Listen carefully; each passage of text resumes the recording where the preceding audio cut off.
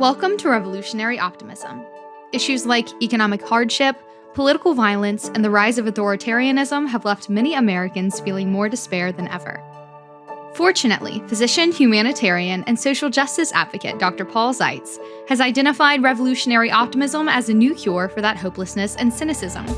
Once you commit yourself as a revolutionary optimist, you can bravely unleash your personal power, #unify with others, and accelerate action for repair, justice, and peace. On this podcast, Dr. Zeitz is working to provide you with perspectives from leaders on their strategies for overcoming adversity and driving forward revolutionary transformation with optimism. In this episode, Dr. Zeitz is talking with Stefanie Lindquist. Stefanie Lindquist is the Nickerson Dean and Professor of Law at WashU Law. A nationally recognized expert on judicial behavior and constitutional law, she is a leading voice on how courts and democratic institutions function in practice. Professor Lindquist is leading the effort to host a model constitutional convention, May 21st through 24th of 2026, to take part in a transformative learning experience focused on the constitutional amendment process, civic engagement and dialogue, and democratic principles and procedures. This event builds on the work of Professor Lindquist when she served as the executive director of the Center for Constitutional Design at Arizona State University's Sandra Day O'Connor College of Law, which hosted the first national student-led model constitutional convention in May of 2024. She has held senior academic leadership roles at major public universities and has authored 3 books and dozens of influential publications, including Measuring Judicial Activism, the first work to quantitatively define the concept. Through her scholarship, teaching, and public engagement, Dean Lindquist focused on strengthening democratic institutions and educating the next generation of civic leaders. Here's your host, Dr. Paul Zeitz. Hey, Dean Lindquist. Welcome to the podcast. I'm so excited to have you here today. Thank you, Paul. I'm excited to be here. I've been following your work for many years, and I'm just honored to get to connect with you and learn more about your work. And you've invested a lot of your energy into these model constitutional conventions. And I grew up in Philadelphia, so I have a spark of that, the birthing of our country within me. And I just am curious as to tell us a little bit about your personal journey that brought you into the law, and then also your focus on, why is constitutional amending part of your passion? Well, thank you, Paul, for asking. And I must say, I'm also from Philadelphia. Oh, We have that in common. In fact, I'm seated right now participating in this podcast in a farm that I own in Chester County, Pennsylvania, which is Revolutionary War territory, as you probably know. And this, of course, you know. And this farm was built by 3 veterans of the War of 1812, 3 immigrants, German immigrants, who came to Pennsylvania, founded this farm in the late 18th century, and then as a family, the 2 sons and the father went off to fight for their new country in the War of 1812. It is also at this location, this very chair, seated at this very desk, that I hatched the idea of the Model Constitutional Convention. I don't think that's a coincidence. I am where I sit on this farm, and I commute. Obviously, I live most of the time in St. Louis because I'm dean of WashU, but I'm here fairly often as I can be. And it causes me, and has caused me, to think hard about the origins of this nation, the people who built it. I have their German prayer book. They built, the farm by hand. There is not a single nail in the bag barn. It's all wood pegs. The extraordinary, 18-inch wide walls made of stone. This is the barn and the house, 2 barns made of stone that they took by hand out of the fields. These were extraordinary, really, pioneers, and we are a country of pioneers. Who, especially in the area of constitutional design. And so, it all sort of meshed together for me when I was head of the Center for Constitutional Design. I was here at the farm from time to time, but working in Phoenix, and thought, what can I do as the founding director of that center to distinguish it from all other centers. They're fortunately proliferating around the country, focused on democratic renewal and reform, on constitutional law, on constitutional amendments too.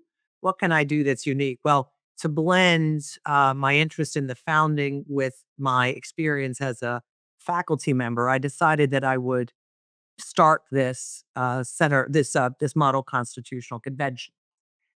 And I can tell you more about it, but that is the origin of it. Seated here at this desk around 2022, early 2022, thinking about what can I do to educate nationally about the need for constitutional reconsideration in various aspects and what students can bring to the table. So that's why I'm here. That's why the Model Constitutional Convention was initiated. Yeah, thank you for sharing that. That's very deep personal history. I want to stay there for another moment. Like, was there a moment or an event in your childhood that kind of like awakened something in you? Like in my memoir, I tell the story of like, the Liberty Bell used to be in the Independence Hall, and we used to rub our hands on it. And I remember that we went every year. We went every single year, and um, like there were things like that that I have very vivid memories of. So I'm wondering, was there something in your childhood that really, kind of awakened your childhood imagination about, our country and our democracy? Well, I went to Valley Forge Junior High School. My mother was a junior high school teacher, English teacher. I went to school where she was teaching. I live in a small town wasn't in that school district, but because she taught there, I was able to go there.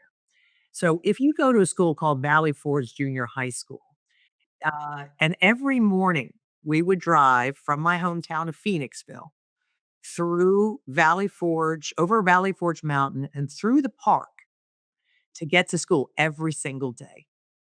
And when you are driving through Valley Forge Park, and for those of you listeners and watchers who have been there, you know that there are cabins all over the park. There's George Washington's headquarters. It's a gorgeous chapel that's at the top of a hill. And you were confronted on a daily basis and went through snow, right? Through weather of what those courageous Revolutionary War soldiers fighting for liberty from the British government went through. And so that was my formative experience. Yeah, that's amazing. That's fascinating. Okay, so let's now talk about the first ever and then the upcoming model constitutional conventions. You said that they're national in nature. So can you explain like what it is? Like how do you find the delegates and why do you think this is so important right now? Sure. So we made this up from whole cloth, Paul. There's never been anything like this done in the country before. Mm. The only sort of conventions that have been held nationally of late have typically been Article 5 conventions, and I'll explain that in a second, that are held by model conventions held by political actors. They tend to be conservative groups that have held these conventions, The typically Convention focused of on States has been doing that. Yeah. yeah, convention of states, typically focused on things like balanced budget amendments and things like that. So they have very specific objectives. Didn't really borrow much from what they had done because I Mm. started, frankly, by looking at Madison's notes from 1787 convention. Oh I wow. decided, yeah, that I would look and see how was that thing structured, and then figure out a way to adapt it to a student audience. Now, it is a simulation, obviously, and so it's a simulation over 3 days, and we decided to make it over Memorial Day weekend. That is really the only time when students are not in the midst of exams and haven't started their summer jobs, right? And so it is a short window in time available when students can come to whatever the location is. In that case, it was Phoenix for the first convention and join together to deliberate over constitutional amendments. And so we knew we wanted to do it at that time frame. We knew we wanted to bring students from universities around the country. I wanted to make it as diverse a group as possible geographically, intellectually, ideologically, whatever. Very, Mm. very diverse group. And we need a lot of money to do that because students aren't going to be able to pay their own way to come to a location for 3 days. Mm. And just feeding students alone, we had 110 students, just feeding them alone for 3 days is close to $100,000 operation to have good food available for them for that period of time. So it's expensive. And then of course all the travel. And I'll explain how we structured it. But we knew we wanted to get students from everywhere. And so we decided that we would create a delegation of representatives from each state, two from each state. That is not necessarily the way a convention of the states needs to be held. There's nothing in the Constitution that mandates that. It is even a field from, or a far afield from what the original convention was, where it had, the framers themselves had different size delegations depending upon the state itself. But we decided two per state would offer kind of an easy way to assign students by state Hmm. and have balance across all the states. Looks a little bit like the Senate.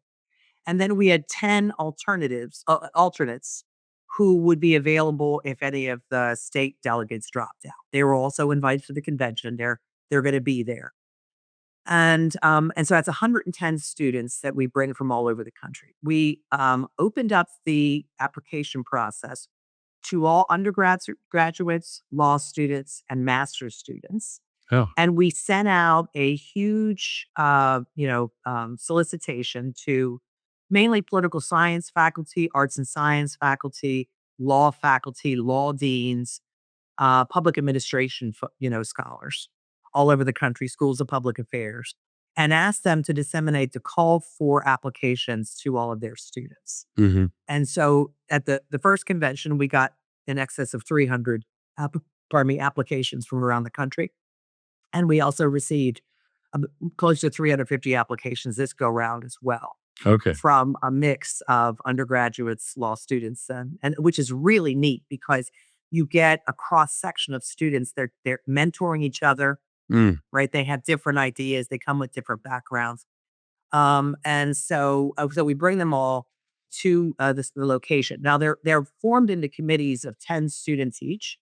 This is also modeled after the original convention, which had committees. They had different kinds of committees to do different things, but we have just 10 committees. We named things like Stars and Bars and the Patriots or whatever. I mean, there's all kinds of different names for them. That is the deliberative group that meets prior to the convention Oh, okay. to narrow down what amendments they want to ultimately discuss in committee at the convention and then advance to the floor. Each state delegation can only advance a single. There's two from each state. They can only advance a single amendment, so we're not overwhelmed with amendments. And the two state delegates work together. They're assigned the state, but they get to express their preferences. So if you're from Pennsylvania, you want to be a Pennsylvania delegate, you can ask for that, and we will accommodate if we can. Through the committees deliberate and sort of decide on what final amendments they will advance to the plenary session, which is held on the Saturday of the convention where the debate is actually held and votes are taken. And no amendment will be adopted without a 75% vote. That is to make it consistent with, as much as possible, the ratification thresholds that Mhm. are set forth in What Article was the 5. threshold? What was in Madison's time? What was the threshold? What was the voting threshold during the convention, though?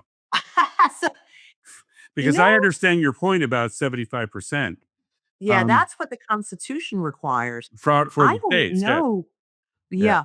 I don't know if at the convention they had, you're going to have to cut this out of the podcast. I'm to go back and check. It might have been majority vote, but I have to go check. I think that's a really important question to understand, just for It is. context. Yeah. And, The other they were thing that deciding on I what, wanted to explore with you is that the current Constitution, Article 7, was not a three-quarters approval by the states. It's two-thirds to approve the Constitution.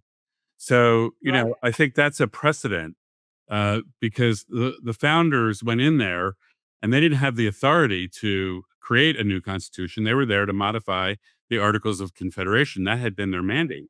But they only had Article 7, it was only a two-thirds majority of states had to approve a new governing framework. So, in my work in thinking forward our current scenarios, I just wanted to know if you had any thoughts about that. Well, Now that we're talking about the rules. yeah, yeah. Many scholars have said that, and you know this better than anybody, that the U.S. Constitution is the hardest constitution to amend in the world, if not among the hardest, most difficult constitutions to amend in the world because of the threshold requirements. The three-quarter state ratification is a very high supermajority requirement. So I think that some of the proposals to amend the amendment process itself Mm, is focused on reducing that threshold. Two-thirds in Congress is also very difficult to achieve right now. And one of the reasons that we've never gone the convention of the states directions where the states submit a request for a convention and Congress authorizes it and it goes forward as a convention. And still the results of that convention need to be ratified by three-quarters of the first states. states, yeah. And so that is a very high supermajority threshold. And it's probably the reason why we've had an amendment drought since 1992. Right. Oh, and by the way, one of the other reasons that I decided to create this model constitutional convention is in part, due to my role as director of the Center for Constitutional Design at ASU, talk to common law scholars all the time. And I taught at the University of Texas at the law school there.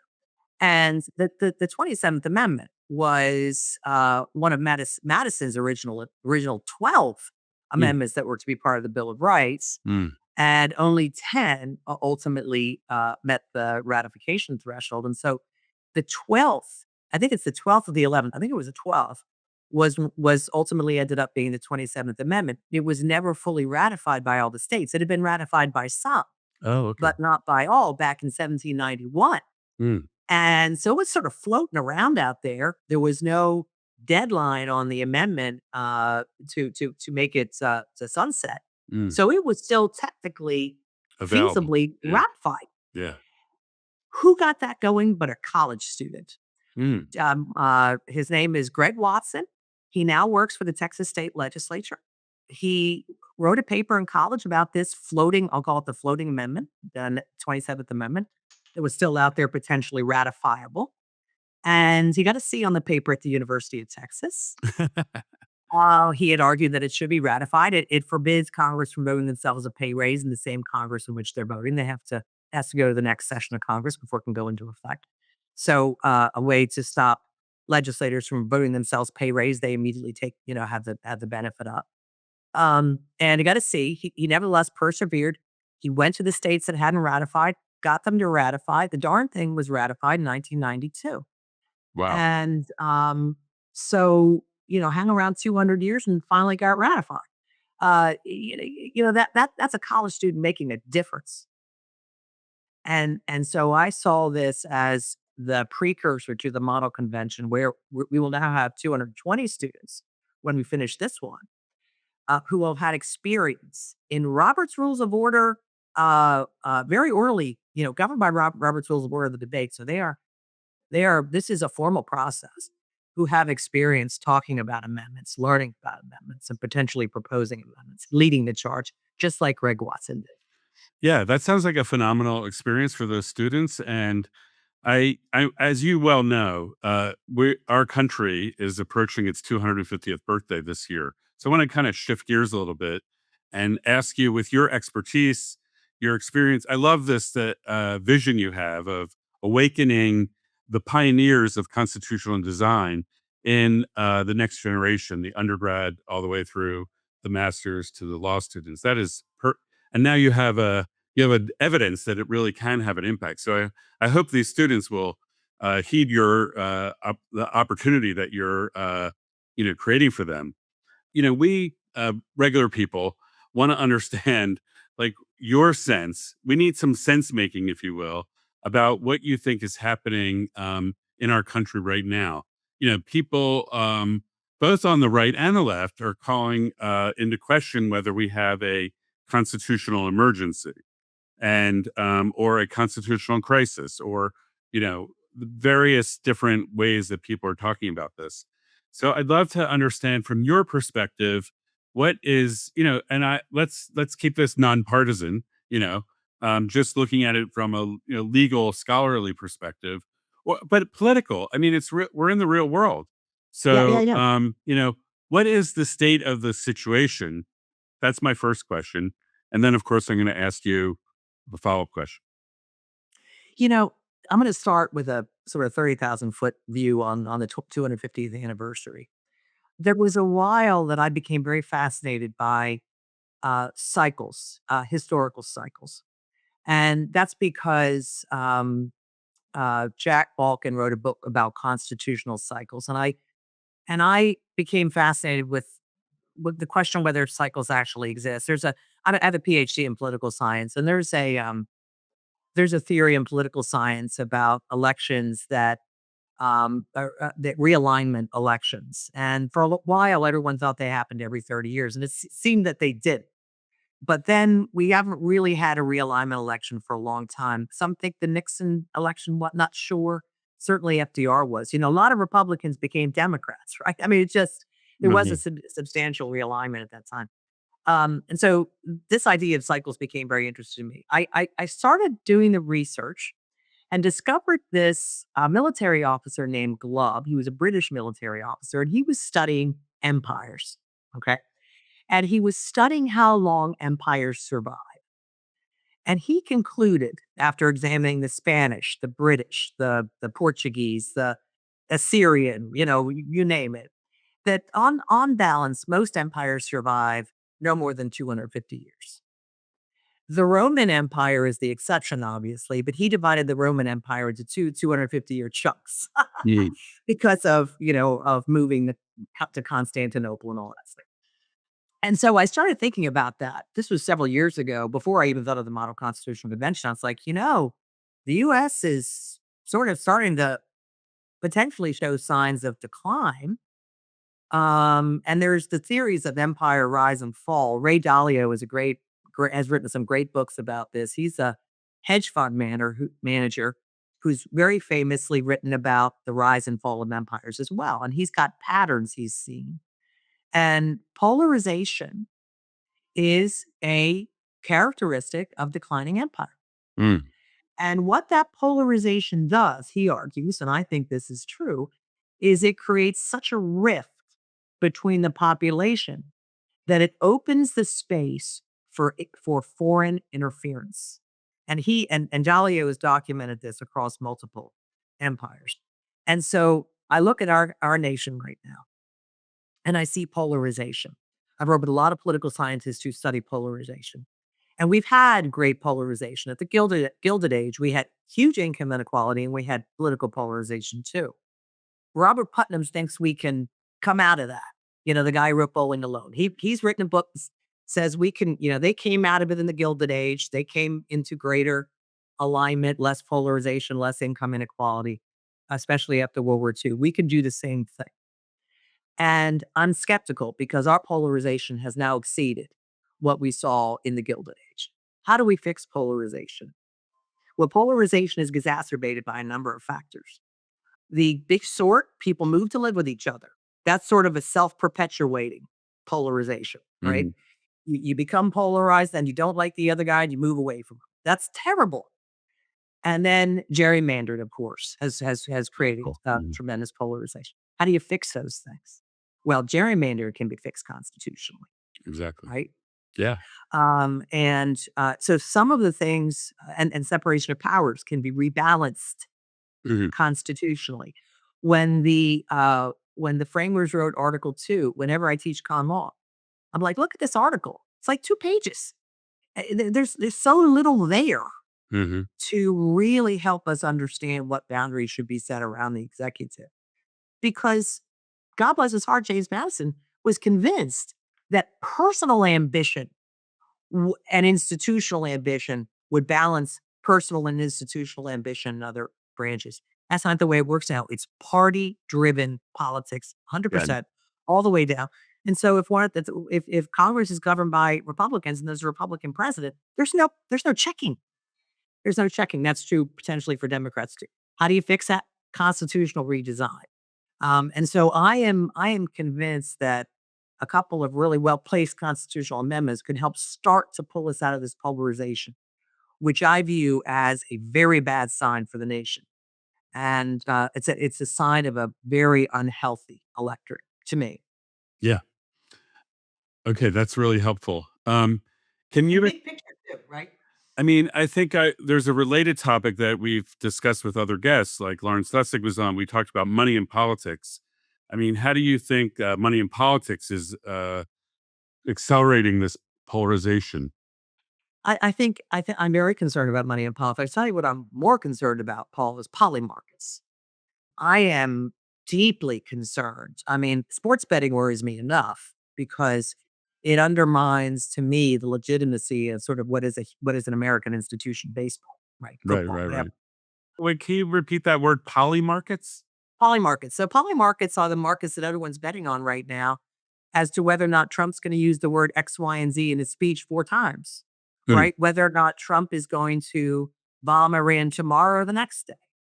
And those, you can just search polymarket Iran war and you can see people betting on various, propositions about the Iran war, about elections, about, what color tie people are going to wear. I mean, it is a nation full of people betting on anything and everything. And the worry about that is that it is very difficult to regulate whether insiders are betting and making money on this stuff. right, right.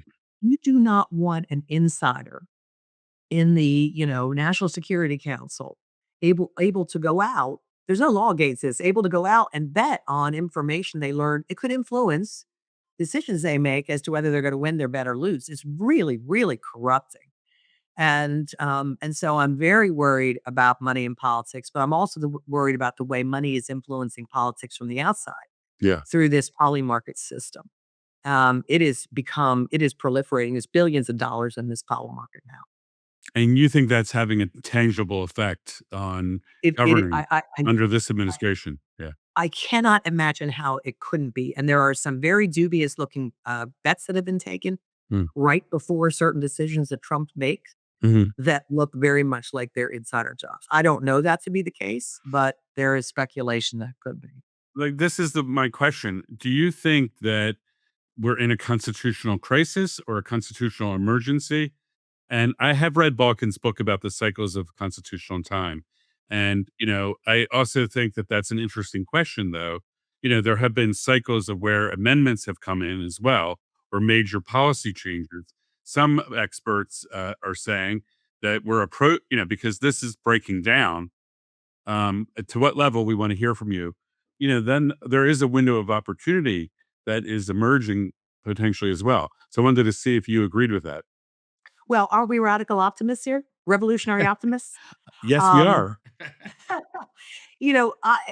let's hope. It's been 30 years since, well, more 33 years since the last amendment was adopted. That's a pretty long. I think that could be. It's possible that's the longest period in American history. I have to go back and check that an amendment has not been adopted. Worth checking on that, but still, it's a very even if it isn't, it's a super long time. And so it's possible that people might see the opportunity to amend the Constitution to correct some of these things. The polarization will keep us from doing that effectively because we need supermajorities under the current Constitution. And to amend the Constitution, we need supermajorities, right? And everyone's running around worried about whose ox is going to be gored by this. If you hold a convention of the states, you've got liberals. I've had some donors who said to me, "Listen, I'm really worried about funding your convention because it looks a lot like the convention of the states." And my reaction to that is, that's the only way I can do a simulation. I can't model Congress and then model the states. It's too lengthy. It's too complicated. It's the only way I could think to do it. So whatever it looks like, it's a amalgamation of methods to get students to think about these things. So liberals don't want to hold a convention of the states. It's unclear that Congress could get to 2/3 vote right now on anything in terms of proposing amendment to go to state ratification. Yeah. And so here's where I place my bets, Paul, because we got to place our bets on something. You cannot wake up every day if you're as devoted and dedicated and committed to the United States Constitution as I am, and I think you are, and to our democracy. You have to wake up every day with a hope. And my hope is in the next generation. Mm, mm. They are a completely different group than we are, baby boomers that we are. They have different preferences. They have different interests. They have different politics. They are, much more sensitive in many cases to conflict, right? And things like that. So they've been raised in an era when we've been more sensitive to each other Hmm. on a variety of different characteristics, right? So they're more sensitive to each other. And so I'm hoping that that is the generation. And hence, I raised enough money to host this model convention.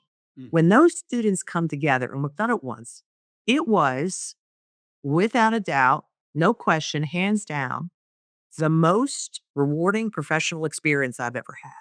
And Right. I've done a lot of teaching, worked at a lot of universities, done a lot of cool things because the students were jazzed, they were engaged, they were smart, they were eloquent. They came up with amendments I would never have thought they would have done, Mm. and on their own, and got them ratified. So I'm betting on them, and that's why I'm doing this convention. That's Okay. why I'm dean of a law school. Yeah. So, have you said whether you think we're in a constitutional emergency or a Ah, constitutional crisis? so I am that word to me, crisis, has not been fully defined for me to know. Like then it becomes very personalized. Do I think, based upon aggrandizement in the executive branch, which by the way has been going on for years. It's not, we may be seeing a culmination of it, but it's been going on for years. Um, for maybe some constitutional law scholars say that they'll know a constitutional crisis when they see it. When when you've gone year after year with budgetary shutdowns, right? You've gone year after year with government by executive order. This is true under both Democrats and Republicans. You need to start getting worried that we are at least approaching one. When here's what sort of will cross the line for me. Hmm. When the executive, and we may be close to this, when the executive branch starts issuing emergency orders that shut down elections. Hmm. The When that Insurrection Act. happens, Yeah, the Insurrection Act. it's over, right? So it's not just it's a crisis in the sense that there must be considerable public resistance to that. Yeah, So that would be a red line, we would say. absolutely. Yeah. Yeah. So there are red lines, and you think, the president's already talked about invoking the Insurrection Act. I've talked to former Justice Department top lawyers who say he absolutely will do it, and he's already written an executive order on day one, preparing, and all this, bringing the National Guard and the military into the streets and into Minneapolis and into California, and the whole ICE system that's being created. All these are preparatory steps for the likely event that he could invoke the Insurrection Act and capture the election. That is the Yeah. biggest concern. And so that's this year. No, it is. It's coming. You talked about constitutional being a pioneer of constitutional design. If you had a magic wand and you could pick those top three things that could depolarize us and that we could build a supermajority movement, that's what we're up to. We're up to building a supermajority movement. I'm trying to say Article 7, two-thirds of the country, that's achievable, I believe, right now, because Mhm. it's the political system that's dividing us. The people Right. of the country actually agree on most issues. And it's like we're trapped in this broken, archaic relic that needs to be redesigned for the future. And I've talked to young people too. They want to see a digital bill of rights. They want to see environmental bill of rights. They want to see rebalancing of checks and balances, like you said. So all those things are possible if the people decide that it's time to do that, in my view. Yeah. So Yeah. Okay. My top three things. Well, let me just sort of jump from the conversation we were just having about elections yeah. because I think okay, just to focus on federalism for a second. For a long, long time, states' rights had a bad name. Obviously, the as associated as it was with Jim Crow and oppression of African Americans in the South, everywhere. So states' rights was not considered, a valid kind of rallying cry, and it has been tainted. However, what we might see now. And Scalia and others would say that federalism is a bulwark against tyranny, and I'm starting to believe that is correct, because if the federal government tries to come in and usurp the states' roles in elections, and of course under Article 1, the states are they're the ones who manage elections, in federal ones as well by constitutional design. Congress can enact statutes, but the Constitution is pretty clear. So it may be that federalism and states' interest in protecting their own elections might actually help us Mm. in the event of a federal usurpation by the central government of elections. And so, there's a guy in my faculty, he's terrific. His name is Steve Legonsky, and he's written a book suggesting that states should be abolished because the Senate is itself a malapportioned institution that sends money to places that get more money per capita. Wyoming does than Californians do. That's not fair. That's because of the Senate. Um, but I'm looking with some fondness at federalism right now because I Mm. think federalism, is very, very useful in the context of elections. So we'll see. I wouldn't change anything right now about. Because of the way the Constitution gives that authority to the states, now we'll Yes. see the states asserting that right Yes. when Yes. there's And a they did, just remember, in 2020. yes, Georgia yeah, did yes, yes, resist right, right. interference with its elections to the Senate could in 2020. And so Yeah, and they're that's also playing out now with, AI regulation. The feds are trying to dominate it, and the yes, states are saying, "No, we can't wait for you to figure this out." Actually, the federal government's been bought out by the tech bros, so you won't get any reform or oversight from them. So states are independently doing that. Now the Fed's trying to stop it. So this is an interesting point you're making about how the Constitution articulates states' rights, and that now they have to assert that.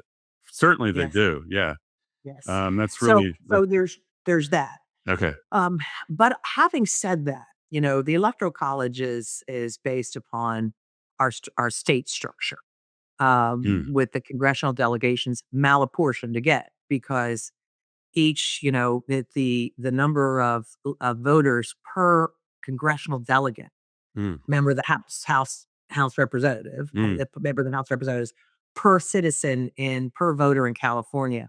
There's many, many, many more voters in each district in California than there is in Wyoming. So those Yeah, Californians are underrepresented, right. which means the electoral college, because the way it's set up, is also underrepresented Exactly. Californians. And so I would love to see, and I think we have the technology, the elimination of the electoral college, because the electoral college empowers certain states over others when they are entities. I'm not saying that states don't have a role, that they shouldn't be viewed as separate, unique entities in and of themselves that deserve some level of protection for the reasons I stated earlier. But when it comes to electing a president, your point, right, that you're looking for a supermajority movement. We're Mm, never going to have that kind of supermajority movement mm, if the president isn't elected across the country at large, right. not by the state or district under the electoral college. So I am a fan of eliminating the electoral college. Now, there's some arguments against it, that the electoral college is good for electoral administration. It provides kind of a buffer that reduces the fights in individual districts or precincts where you might have one errant vote here and there. Mm, That can add up to a lot nationally, but not that much if you're just measuring at the state level, if you get me. So it mm. can be kind of a filter for conflict at the election. Maybe. I think there's truth to that too, but is also to me a very arcane institution. And then gerrymandering. Some political scientists argue it's not gerrymandering, it's the big sort. Are you familiar with that? Mm-mm. The idea, so it's a concept that was developed by a couple of political scientists that Americans are, there's a book called The Big Sort. I think they're sociologists, maybe not political scientists, but Americans are moving to live with like-minded people. We are sorting Oh yeah, on yeah. ideology. Okay. We are sorting by whom we mate as well. We don't marry the opposite party anymore, right? And political scientists have done some awesome studies that show that ideology is partly genetic. Twin studies show that preferences, policy preferences can be genetic. So we're sorting all. So gerrymandering is exacerbating a pre-existing sorting problem. We need to reverse that, and getting rid of gerrymandering might help. where states have electoral redistricting commissions, they've worked. Yeah. They have worked. Yeah. Yeah, we're strongly So those are my advocating for top three. independent redistricting. Michigan and California both have models where they randomly select people from the state to serve on an independent redistricting. Yeah, so I wanted to actually, probably this is our last question, which is, you talked about your colleague who wants to abolish the Senate. In England, there's a whole movement right now to get rid of the House of Lords and create a House of the People. And in our movement, there are people, including myself, who are advocating for us to unlock our imagination if our vision is to create a participatory, deliberative, egalitarian democracy from where we are now, this constitutional republic, the way it exists right now today, to something different, then we need to really bring in citizens' assemblies and other forms of deliberative democracy. In Mongolia, Jim Fishkin at Stanford they have a law where they can do deliberative polling to develop a proposed constitutional amendment that then gets brought to the public for ratification. So, like, there are innovative ways that we can use technology and deliberation to get more dynamic with our as pioneers of constitutional redesign. So I just wonder what you think about that. So we think there could be a fourth branch of government, a permanent national citizens assembly that's involved in overseeing legislation and constitutional redesigns. That's fascinating. Yeah, I mean that's an interesting idea.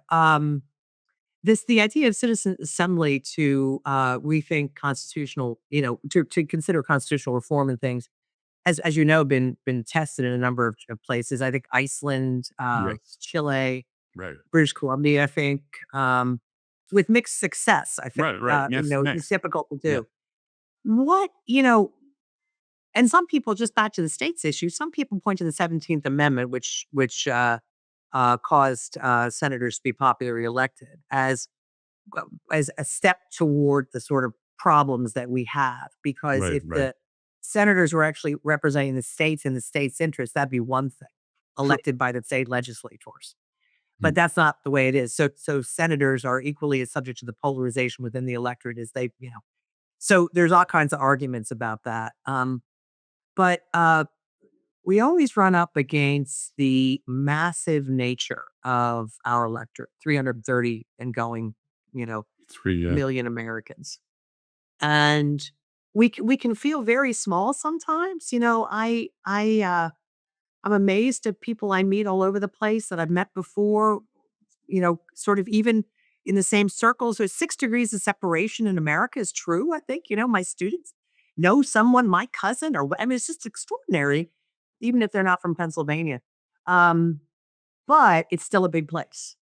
And how we create a citizens assembly that any more effectively represent the citizens' interests as an alternative to just reforming Congress in some way, um, maybe limiting how much money it takes to run for office in Congress so that people can focus on.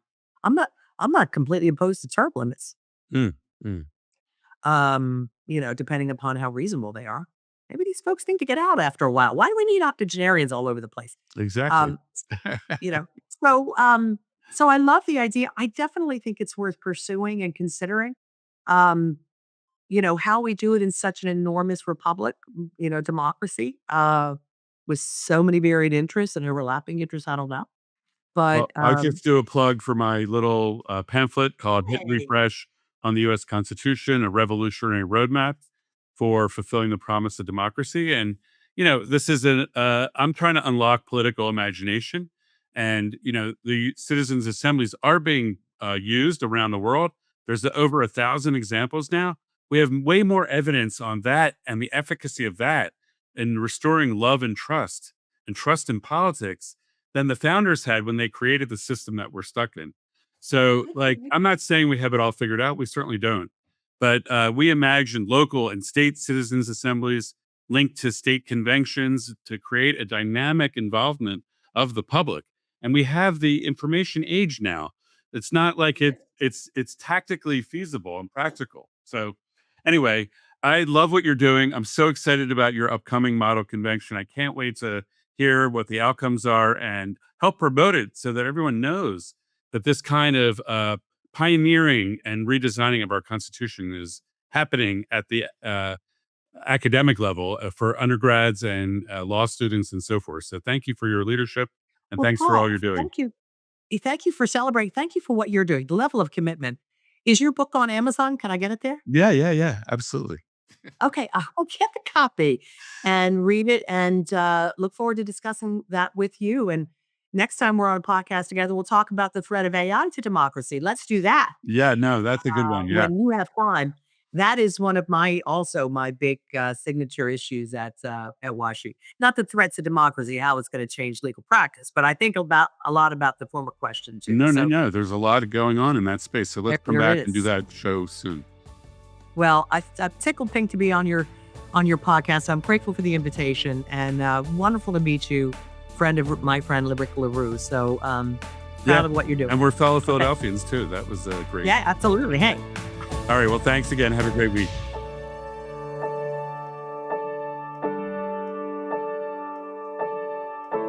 Professor Stefanie Lindquist is a pioneer who is working on constitutional redesign. She's been doing this throughout her career. She has a long history of connection to our founding revolutionary era, having grown up in Valley Forge in Philadelphia. And she's brought that all the way through to her current work, where she's leading the effort to host model constitutional conventions, inviting students from across the country to participate later over Memorial Day weekend in May 2026.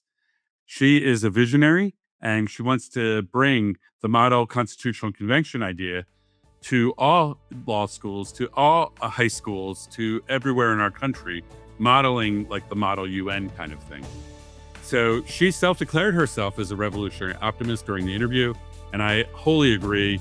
She's the kind of hero we need in bringing forward all the pioneers that the next generation has. Thank you.